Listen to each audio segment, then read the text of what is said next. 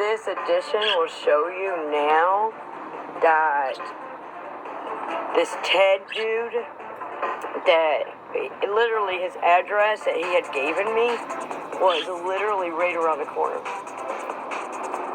So what I'm thinking, because when an investigator and I were on the phone today, what I'm thinking, okay, they overcepted one of my, when this guy had asked and requested for me to watch his animals, and the Rover app said he was in the something springs, maybe Silver Springs or something like that. But that's irrelevant. That's just minor details. Okay, but when, I'm not sure whether I'm positive, yes, he called me, and he called me on the bus. Thank God JJ was the one that was driving, and he actually was listening to my conversation. So we do have a witness to that.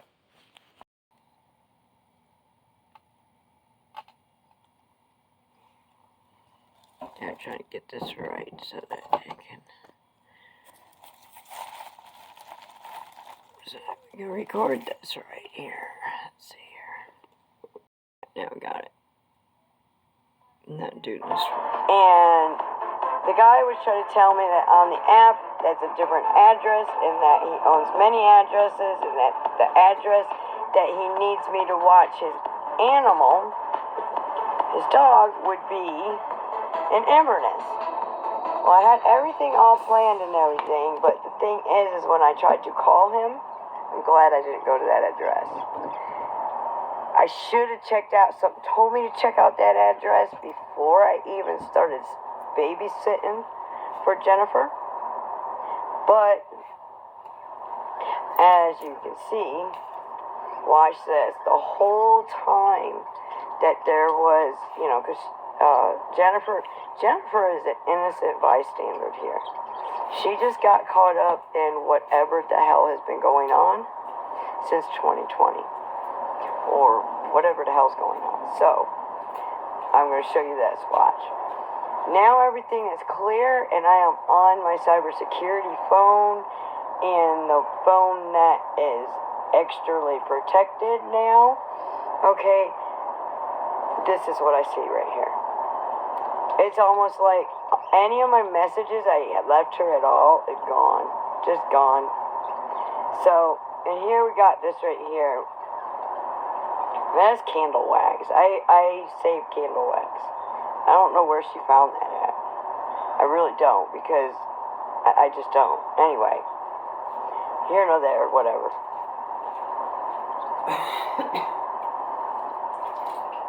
Oh, now I remember that. Okay, that pineapple candle wax. What I did is she had candles, and I used some of the candles, that she had laying around. I didn't think she'd mind. But anyway, she had a candle that was, you could see it was hard for her. She tried to light it several times. She could never keep it lit. So what I did is I took a spoon, and I cleaned it up, and I got it down to the wick and everything else, and I got it burning for her. So this is the wax that is from the pineapple candle. I didn't realize that until just a little bit ago. So anyway, here we got all this.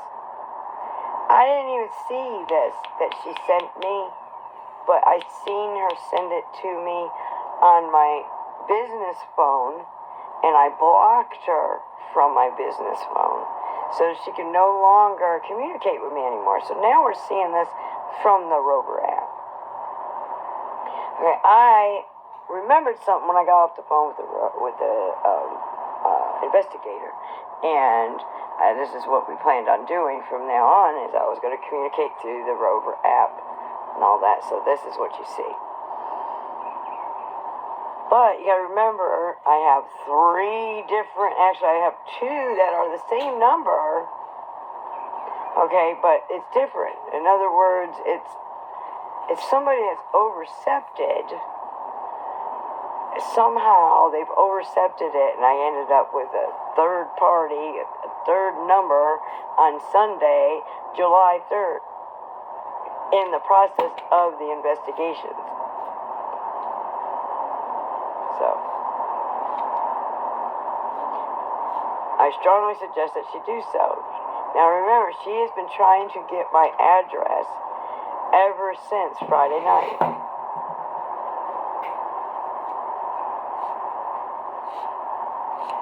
I gave her my address, sorta. I told her I live near Walmart. I should have called the cops.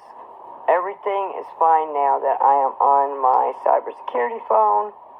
I have blocked your number and everything on my business phone, and now I know who it is, and so does the police officer. Period. Overstepping Everything comes out in the Todd's wash. request. Period.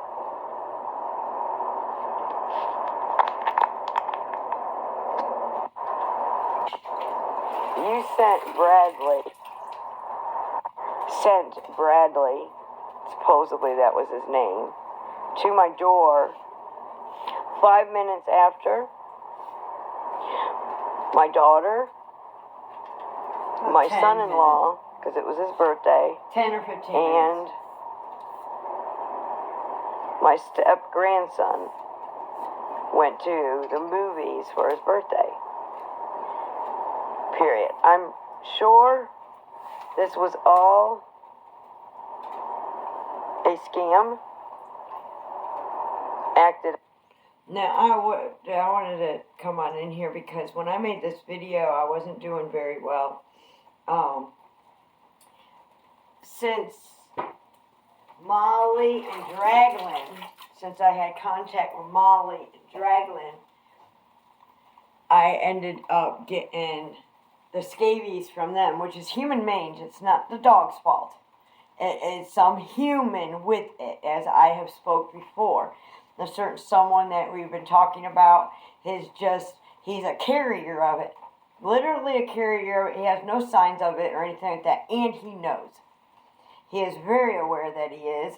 He never cared. That's why I stopped him from coming to the home, and because he wouldn't do as he was supposed to do. And every single time I've also realized, as I relive these tragedies with my animals and stuff happening to me at Jones Avenue, having to lock the front door all the time, phones coming up missing, keys coming up missing, and sometimes mysteriously, like my last time, my keys were missing for days, and then the second or third day or whatever, they were next to the front door on the ground. So someone had opened up, of course, I let my guard down. I didn't always keep the front door locked when I was in the backyard. So anyway, naturally, I've moved from that address, and this is the purpose and the reason why they intercepted over Rover, because I'm all over the internet. They know I've got Rover guaranteed, and I've had a background check. So, with that being said, they were overriding my request, Todd's request. They overrode Todd's request. And that was why when I unsubscribed from Rover, and I advise you to stay with this video, then you'll see, when you see the combat boots, okay, notice at the top it says Todd. Those were messages I was sending to the third party Jennifer that I ended up with. I think it was exactly on Sunday or Saturday. But like I said, they were telling me through going over the Rover app, and it said it was Jennifer through the Rover app, was telling me things that were irrelevant. They weren't true. That whoever overcepted the call, the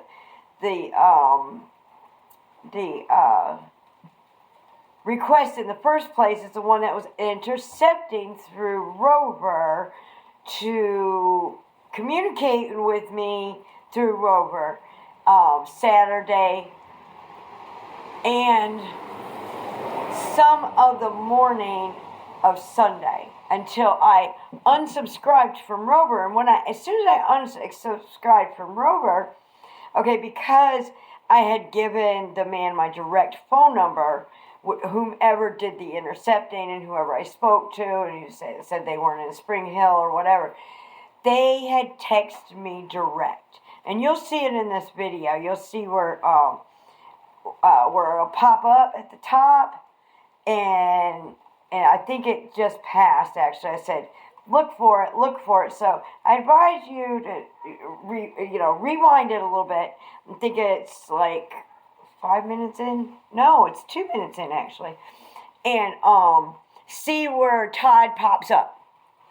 Okay, and it was, like I said, I first unsubscribed from Rover on the phone that I used as a backup when my phone got stolen. Okay, and that phone was stolen by Robert Nicholson in November and mysteriously showed up in May, in a very convenient box, okay, in the closet.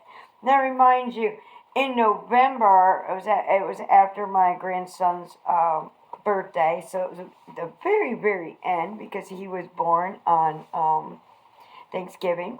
But it was at the very end. I didn't go on his birthday, but that was the last time I allowed Robert to take me anywhere. And he ditched my computer cord. He also caused a whole bunch of trouble that night. And it was that night, it was the day after, it was on a Sunday, that it was like 6 o'clock in the morning, he had to leave. He had been looking for that particular phone because the battery comes out of it. He was looking for that particular phone because I had told him during the visit, or on my way there, that I was still going to activate that phone. Okay, also, the day that he decided, let's go to Spectrum and see what we can do about your phone, which was the first phone that he had mirrored, and he did it when he said that he was going to connect my phone to the TV. Okay, and I jerked it out of his hand. That was in 2020. Okay, but I was having so much problems with that phone, and it was him all along, that I told him I asked him for $35 to activate a prepaid phone. He couldn't give me $35, but he spent about $200 and something paying off my phone so that I could get a brand new phone. And he also told me he paid for both of them, which I later on find out that he did not. And I was having the same problems with the brand new phone that I was having with the first phone that he overcompromised. Spectrum has all of this evidence and everything. If the police department would swear their oath in honor and defend and do their job, but all the reports I've tried to make are completely blank. So they are making no efforts whatsoever to do their job, and so that I can get IC3 involved. So, but as of right now, I've got all the information, and I'll be communicating with IC3 direct myself. So, anyway, in order to have done any of this stuff that I'm doing right now, I had to leave the county. Why I'm taping it like this is because this phone right here is the one that he overcompromised in the Spectrum store. Okay, and I was having the same exact problem as I was having with the first phone. Okay, and it was just, I kept on having to reset it. And the thing is that I wasn't exactly sure it was this Robert Nicholson because, like I said, I was still learning some of the cybersecurity and stuff like that. But anyway, I seen this Verizon phone, and when I knew this in November, the end of November, or it wasn't the end of November, it was that night, because I seen it. But anyway, and when I grabbed his phone when we got home late, and that's about 1 o'clock when we first got there, I grabbed his phone and started looking on his Facebook, and he was extremely nervous, kept trying to grab it out of my hand, same as 2020. So, what I'm getting at is he bought this phone. Okay, that's what he said, but he didn't. He just paid off the other phone, and then I got this phone. And he overcompromised this device long before I ended up having it in my hand. He definitely agreed with them to hook it up. And I, what really gets me is that this person that did my phone, and I can go into the Spectrum office and point him out clear as day. And,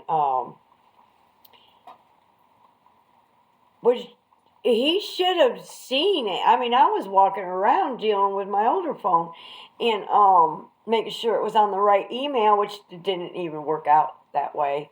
It ended up not getting on there like that. But anyway, the way I wanted it to be. But he intercepted and overcompromised my phone. Well, the Spectrum service guy was doing his bit to get this phone up and running. So this phone ended up doing the same exact thing as my old phone did. And the next morning, I was talking to Jolly, which is a ex-fiance of mine that was getting a divorce. I had been talking to him for over a month. And mysteriously, of course, and this is how I started getting red flags, I was talking about a client, and Robert slipped up and said, "Oh, you talking about Jolly?" The thing is, I never mentioned a single word to Robert Nicholson about Jolly whatsoever. When he did come to get me, to take me to go see my grandson for his birthday, he did see that I had a picture of Jolly on my phone. That's actually not right. Let me correct myself there real quick. When he came over and I was going to turn on when I asked him for the for $35, okay, he's seen a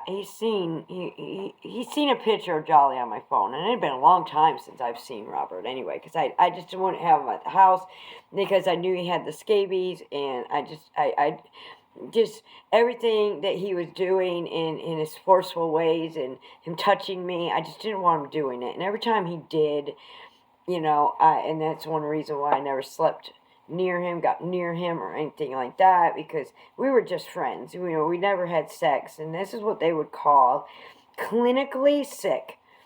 And they would call COVID narcissist, psychotic, psychopath.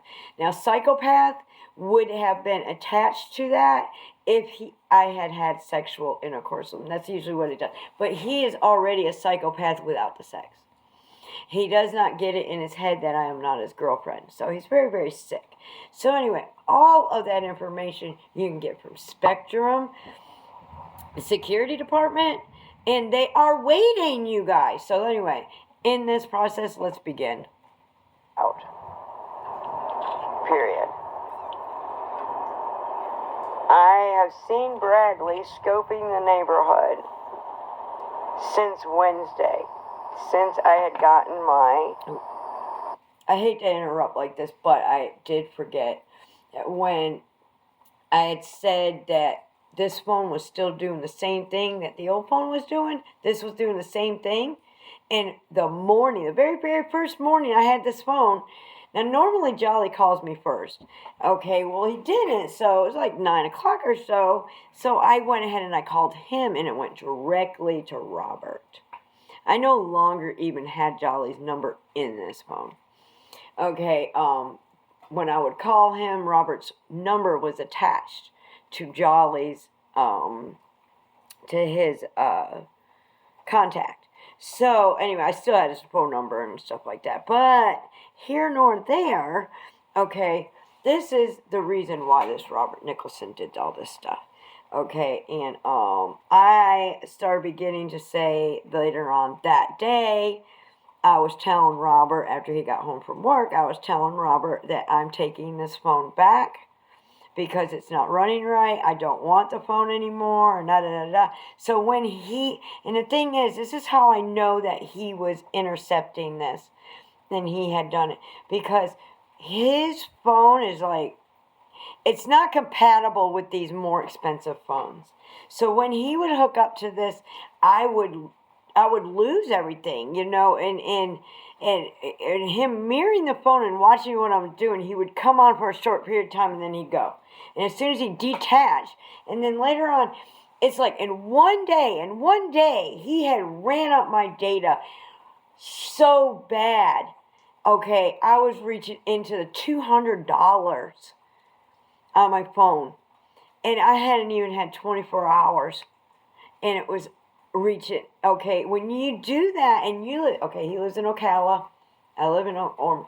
When he does that, he's running up my data. So I ended up having to spend a lot of money on one of the bills. But I had called them and they had gave me an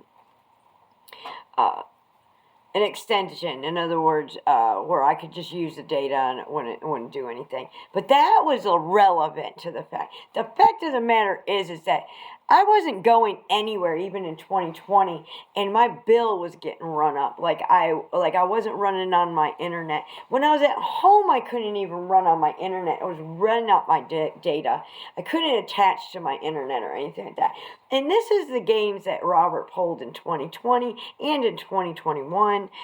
And when I was on to him in November, he's crying in the backyard, and he actually finagled one more visit because there was a concert at our church, and he wanted to bring his lovely mother. So, I mean, how can I say no to his mother that's, you know, doesn't even know up from down, and he's caring for her because she can't remember anything. She's got Alzheimer's. So, anyway, so he...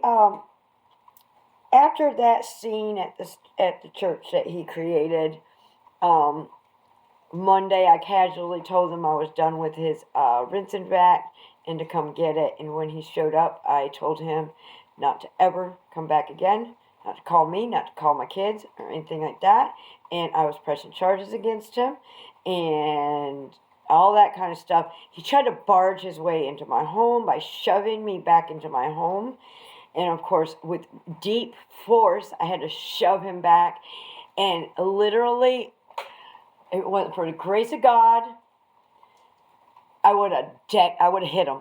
Because I did rear back to hit him, and he did back up. And I said, I swear to God, you make one more step towards me, I'm going to hit you. And I did say, deck you.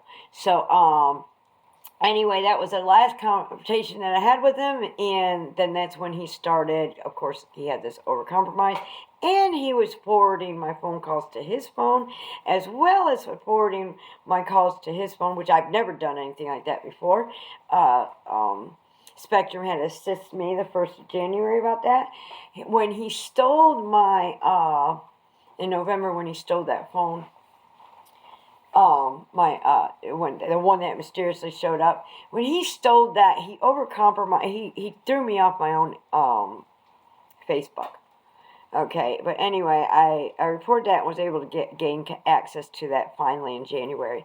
But when I go to call Spectrum to deal with everything after the holidays, because I just put it on rest, you know, and I said I'd deal with it some other time. I'm not going to have this ruin in our holiday. That's when I found out he's forwarding my calls to his calls. And then they say it was in December 23 that I could not make any change. He changed my billing address to his billing address. I figured out that myself because when I called there and they asked for my billing address, it didn't match.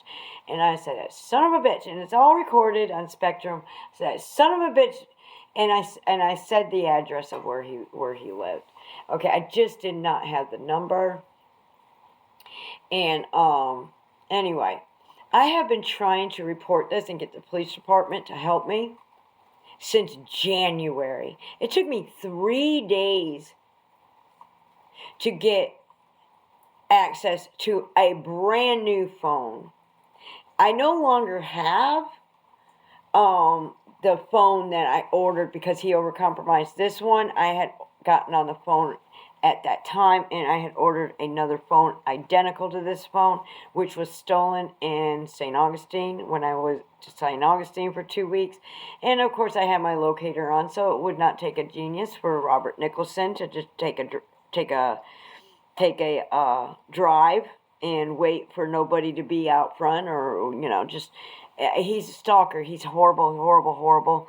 My dog fell in the creek, so for 4 hours my phone was on the porch, and I had it turned down. Now, if you turn your phone down, if you program it this way, somebody grabs it and takes off running. I also have it to where it's got a body detector. In other words, my phone knows the way that I walk. Okay, if you set your phone down and someone picks it up and takes off with it, it automatically will shut down. So I had a full charge on this second device, completely full charge, and it was brand new email. And some darn how, Robert Nicholson, I found out a month ago when he started up again, right before May. It was about April. I'd say it was about April 23rd. I believe that's what my security showed.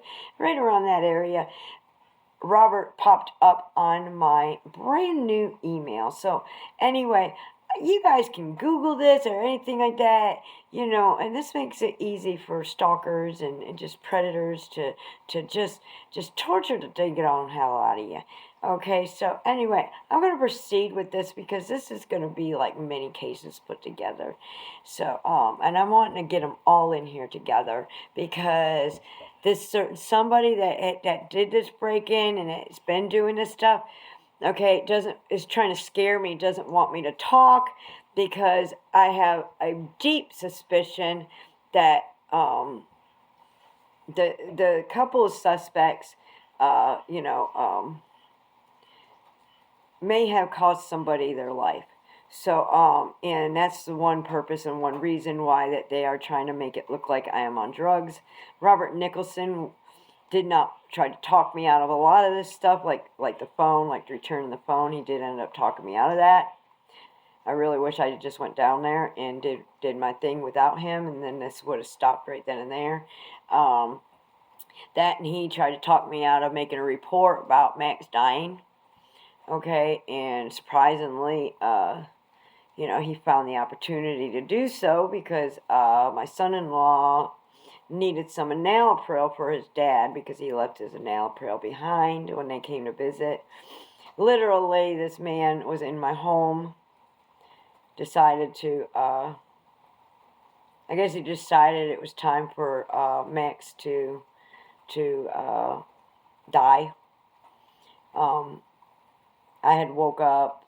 He also, Robert Nicholson, the day before my granddaughter's birthday, he spiked my wine. I was all messed up.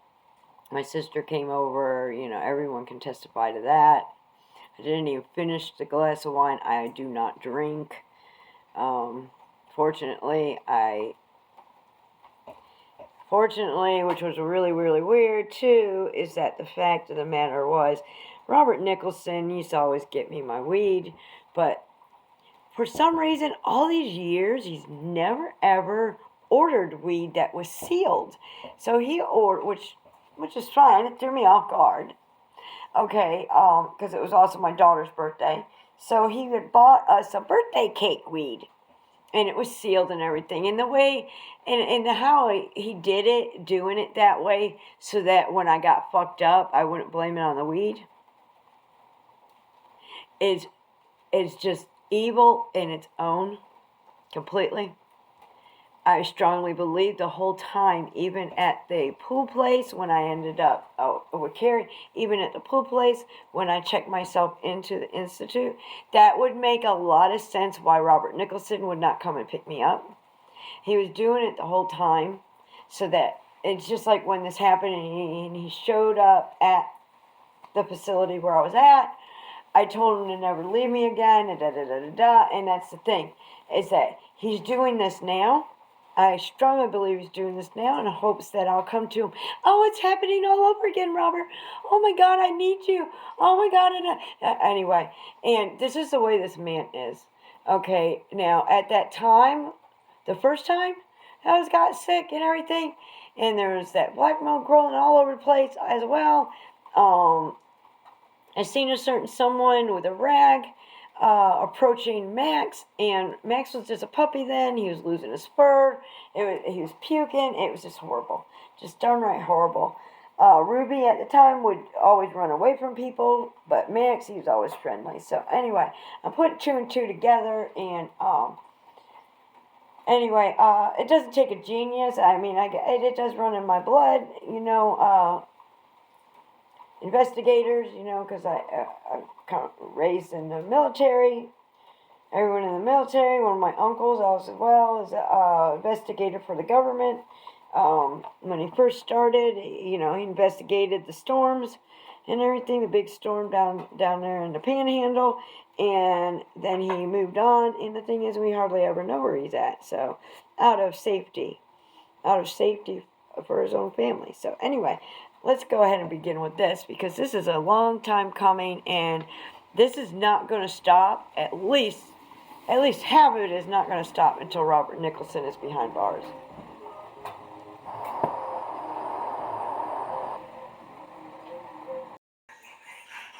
Nails done. We were in great communication even that day. Period. My deepest condolences for putting your family in danger.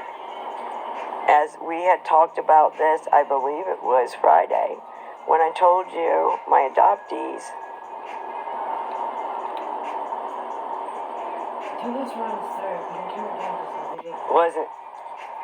wasn't making any sense, and I knew somebody was coming in the door when I left.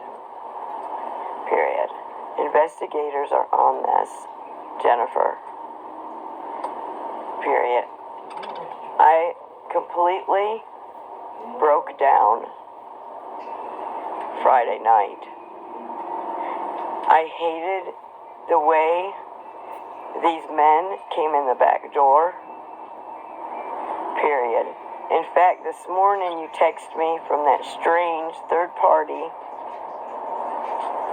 message and said that you sent an officer from Ocala to your address to have me removed. Period. I could not hardly breathe when I seen the man at the door. Period.